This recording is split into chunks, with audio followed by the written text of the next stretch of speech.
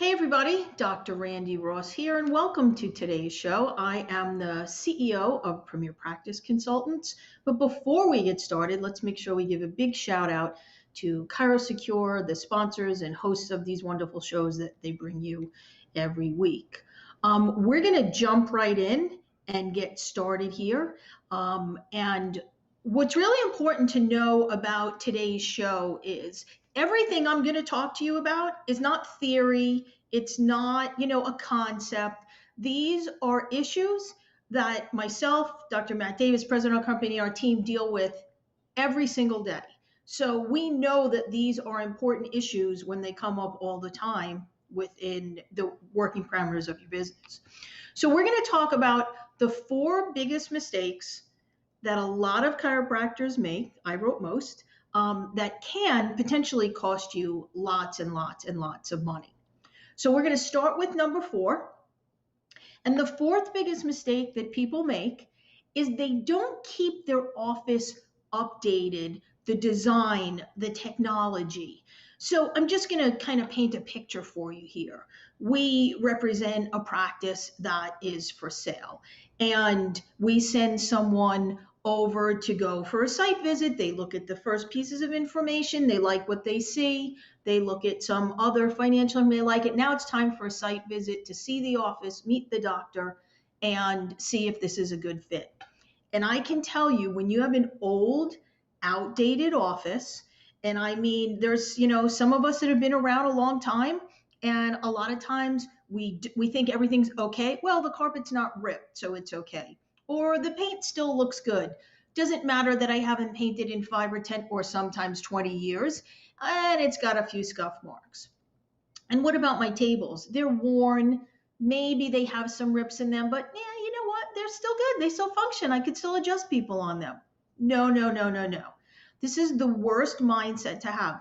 I can tell you we've had some fantastic practices that aesthetically, I call this the aesthetic of the office, was not updated in a very long time. In other words, the carpet's old. Actually, people aren't even really using carpet anymore, except sometimes where the tables are. The color is off from something we used a decade or two ago. They still have the same, design reception counter that they had when they opened their office 25 years ago because they spent a fortune on it, so they think that that's it. They're still using the same waiting room chairs. All of these things might not seem like a big deal to you because they're functional, but I can tell you, think about it if you ever went to buy a house. Did you want to buy the house you walked into that you're standing there with your significant other going, okay, well, we got to redo this kitchen. This bathroom's no good. Look how old the tile is on the flooring. We have to redo. Most times it will ultimately sell, but it's going to sell for a lot less, it's going to take a lot longer. So keep your office updated aesthetically. If you need a design person, there are people within our industry that help you do that for not a lot of money. You could actually even Google a lot of things today as to what the current styles are that people are looking for. And if you don't think patients are looking at these things, you're really fooling yourself. Yeah, your patients that have been with you for a long time probably don't care. But when a new patient walks in, an office is old and dingy and outdated, or an office is modern and sleek and spa-like, big difference as to how they feel on their initial impression of you. And technology, if you're using 10-year-old computers, go get some new ones. If you're struggling with an outdated software program because you don't want to pay for the new version, guess what? Pay for the new version. These are things that are really important to keep up to date. I could go on and on with a laundry list of things here, but I think you get the idea. People are looking at your equipment when they're coming in. How old are your tables? And old tables can be fine. There's some, high-lows or drop tables or all this stuff that, cost a lot of money when you purchase them. And they're still worth a lot. Maybe you just need to have them recovered. Maybe you just need to have them serviced. So we don't need to necessarily throw everything out, as far as the equipment, but sometimes the equipment becomes outdated. Look, we all have phones that 2 years from now, we probably need a new phone just because the technology has advanced so quickly and so much that what we have really doesn't function anymore. So please, I beg you, this is such a big deal. You have no idea. All right. Let's move on to number 3. The third biggest mistake that people make, sometimes it's actually the biggest mistake people make, but that's just my opinion. Overvaluing their practice for what the market is going to call for. So to give you an example of what I mean, if after going through and completing valuation reports, somebody tells you the market value of your practice currently as it exists is $300,000. And then you go, no, I want to list it for $450,000. Well, that doesn't make any sense. This is not real estate where there's bidding wars for, the house in a sought after neighborhood because there's not a lot of inventory and everybody wants to move. Listen, I live in Southeast Florida. You could probably get 20% above what the market value is of a home in a lot of communities today because everybody's moving here and there's not a lot of inventory. But your practice, a chiropractic practice, is not fall within those parameters. So if you are going to think that your product that you already own is worth more than it is, it's okay to think that, but you're selling yourself short and you're doing yourself a disservice, because I'm going to tell you what's going to happen. Your practice is going to sit on the market because everyone's going to look at the math, the simple part, the quick thing they look at, and they're going to go, this doesn't make any sense. This practice should be like around $300,000. And this is what happens every single time. The other problem you run into is you can say you want anything for your practice, but at the end of the day, even if you find a buyer, no bank is going to fund it. So now you're really spinning your wheels. You have a buyer and they can't even get funding because you want 20 or 25 or 30% more than your practice will actually fund for. So I know how invested you are and the value it is to you, but you really have to heed what the professionals are telling you when it comes to what the actual market value of your practice is. I often say to someone, and we did a show maybe about a month ago on this, sometimes you have to decide, do you want to list your practice or do you want to sell? Because for a lot of practitioners, a lot of chiros, it's two different things. We can list your practice for whatever you want. That's no big deal. We can create a marketing campaign. That's no big deal. But are we going to sell your practice? That's the fork in the road that some of you really need, to think about when you're embarking on this process. Let's go to the second mistake that most people make is not having a strategy where you annually update the value of your practice. I can't drive this point home enough. And this is something that's so lacking within our profession that other professions seem to have a little bit of a better handle on. It's so important to look at the value of your practice every single year. And I don't care if you're only in practice 5 years and you're saying, well, why do I care about that? I'm not retiring for, the next 20 years or whatever. Well, because we never know what's going to happen. Your circumstances could change at any time, either by your choice or forced upon you. So having this strategy of being able to look at your practice annually really gives you a good snapshot of what your practice is doing, because it's more than what shows on your tax returns. And even if you keep good stats, if you work with coaches and everything and you keep good stats, again, that's only kind of one component and one element of what your practice is doing, but it's really not often telling you the actual value. So when you have this strategy of every year, listen, if you have a portfolio with some type of brokerage firm for your stocks and all that, don't you look at it every year? Don't you analyze it? See where you could do better? Don't you have that conversation with your broker? I guess they're kind of like a financial coach at that point, to say, okay, well, this is helping improve my portfolio, but this not so much. Maybe we could do better here. It's the same kind of thing, but for some reason, as chiropractors, we don't look at it that way. We should be looking at our practice as the commodity that it is every year and strategically analyzing how it's doing, where you can do better, and where you're strong to continue that.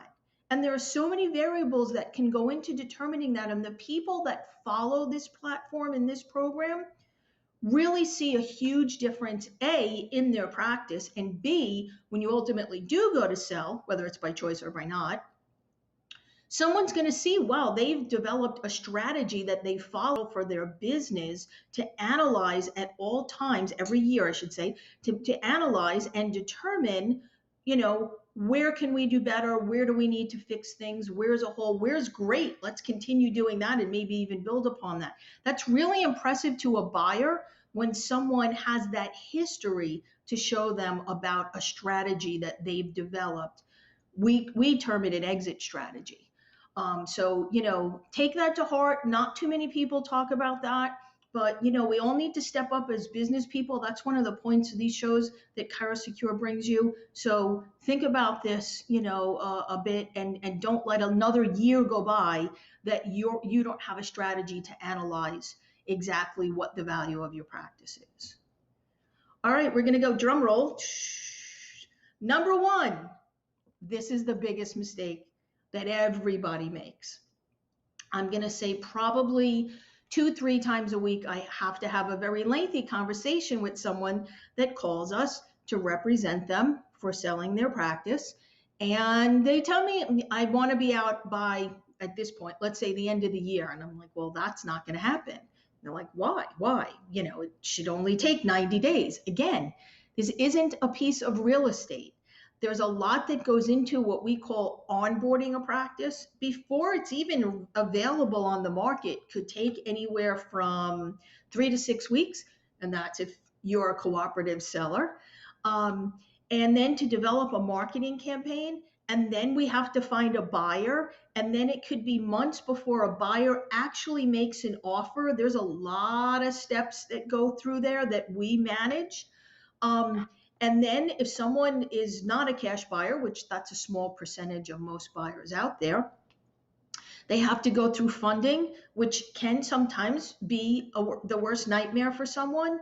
The days of deals being done in 60 days does not exist anymore. 90 is a gift, and that very rarely happens. Most funding to be completed, when I mean complete, I'm like you have your check in your hand in the bank and the deal is closed, is 4 to 6 months. So that's a whole nother element of time that gets added to anything. So we always tell people that you need to give yourself, wrap your mind around that it's going to take 12 to 24 months to sell a practice. And that often can be extended depending upon where you're located. Some parts of the country right now are super hot, and a good practice will sell, what I mean, from start to finish in 12 months. If you're in certain areas where people are migrating away from, it's a little bit more difficult, may even take a little bit longer. You can't get frustrated. You have to allow yourself and whoever represents you that time frame to properly handle the sale of your practice and find the right buyer and bring the deal to fruition, to what I say, the closing table. So, if you're even got a little thought, I think I want to retire in 3 to 5 years, guess what? Don't wait 3 more years to reach out and find out what the value of your practice is and what the market options are for you. Start now. The worst thing that happens is we sell your practice a little bit sooner than you wanted to get out, but at least it's sold. The market right now is actually really hot. That could change at any given moment by variables that are out of our control. So 12 to 24 months is the bare minimum. You want out in 2 years, you need to start now. You want out in 3 years, I would still start now. You want out 6 months from now, guess what? You waited way too long. You should have started a year to 2 years ago. Never too late. You just have to adjust your expectations of what is going to happen.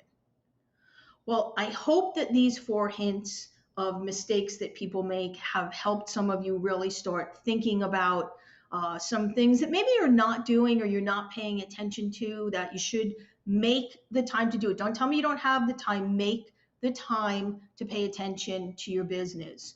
We're going to offer through the month of October for you to get that valuation that we're speaking about at 25% off.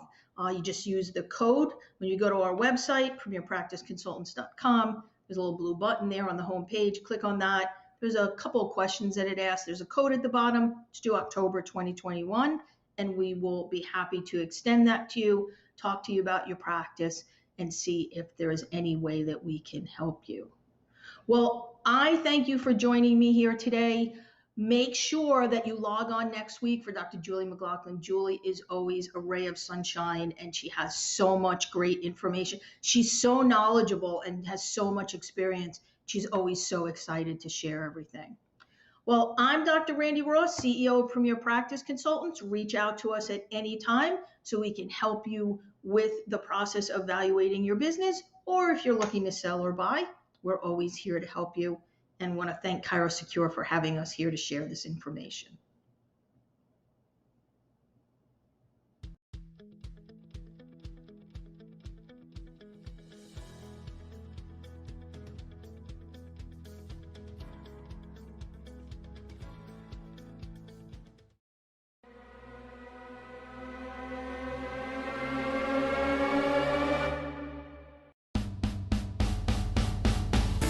Join us each week as we bring you the best in business growth, practice management, social media marketing, networking, leadership, and lots more.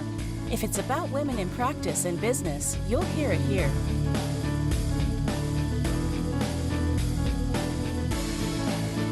We hope you enjoyed this week's Facebook Live event.